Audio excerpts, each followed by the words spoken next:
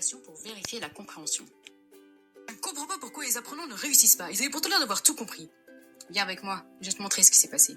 Regarde cet apprenant. On a l'impression qu'il a compris tout ce que tu expliques. Mais en réalité, c'est loin d'être le cas. Heureusement, il existe une solution. C'est ce qu'on appelle l'objectivation. Mais qu'est-ce que c'est ? Ce sont toutes les interventions que l'enseignant utilise pour rendre visible la manière dont les apprenants construisent leur compréhension, leur raisonnement ou leur vécu par rapport à l'apprentissage.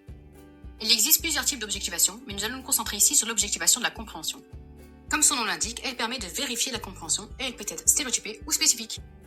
Le formateur fait une objectivation stéréotypée de la compréhension quand il fait une brève intervention comme « d'accord » ou « vous avez compris », qui n'attend pas de développement dans la réponse et qui ne fournit donc aucune information sur ce que les apprenants ont réellement compris.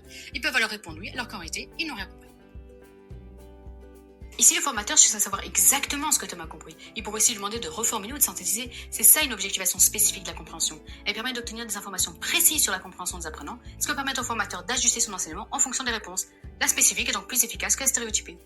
L'objectivation de la compréhension est essentielle pour enseigner efficacement. Et c'est pas compliqué à mettre en place. Il suffit de poser les bonnes questions régulièrement pour rendre visible l'invisible en faisant parler le cerveau.